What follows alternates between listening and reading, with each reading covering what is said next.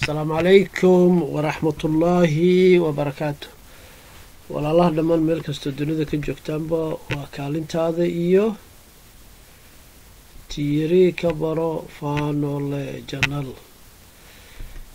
walaalaha meel kasta joogtaanba 7 bisha December 2024 oo ku beegan maalin sabti ah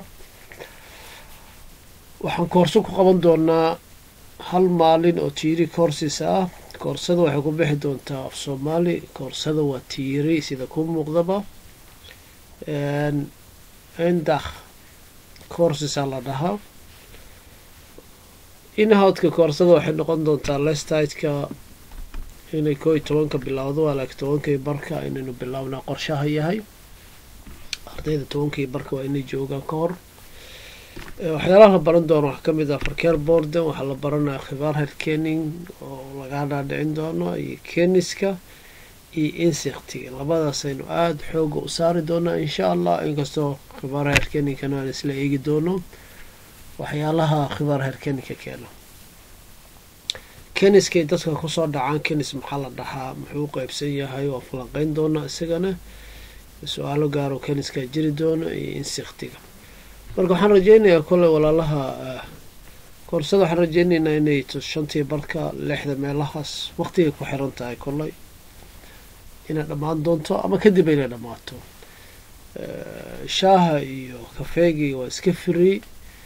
walaalaha way kasoo qaybgeli karaan qof kastoo tiiri imtixaan kusoo dhacay ama maaragtay fahmi waayey kenis muxuu yahay insekti ayaa maalintaas rajeynaynaa inaan kugu fahansiino. marka waxaa suuragal ah ardaydeena ugu talagalnay annaga hadda online-ka inta badan ugu xiran.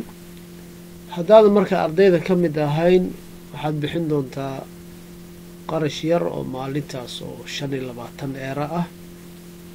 marka haddaad danaynaysa insha allah taleefonka halkaas ku qoran ayaa text message usoo diri doontaa. kadibna fariintaada halkaasa wixii ciwaankii adresskii lagu soo diri doono insha allah. taleefonka xaguu saaran yahay, wuxuu saaran yahay inhoud korkiisa. text messageka waa kaas, waa eber 68549 eber 66. taleefonkaasa text message usoo dirsan doontaa haddii allaha awoodda la yiraahdo. isagaasaa lagaa hagi doonaa adresskii waxoo dhanna lagugu soo diri doonaa. waa kugu celin doonaa haddii allah awoodda la yiraahdo.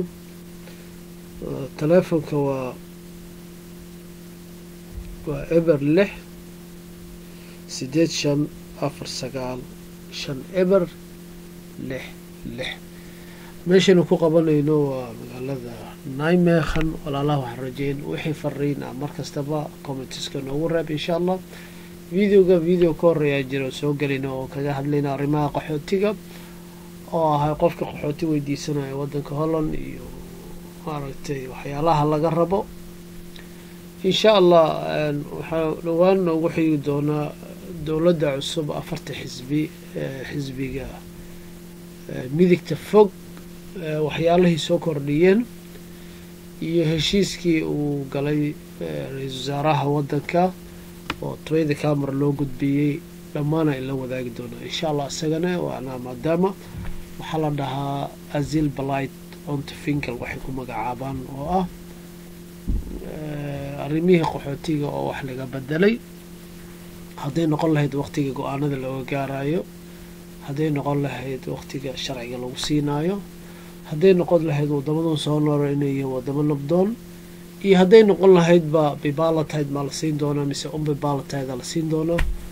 kaasaan ku falanqeyn doonaa insha allah. goobtan waxaan ugu talagalnay inta badanba ama janalkan wixii wadanka Holland ka jira oo walaalaha faa'iido waa inaynu kusoo bandhigno. walaalaha dhammaanna waxaan leeyahay waxaan idin rajeyn meel kastoo joogtaanba allah idin nabad yeelo. waxaan idinkaga tegay amaano allah.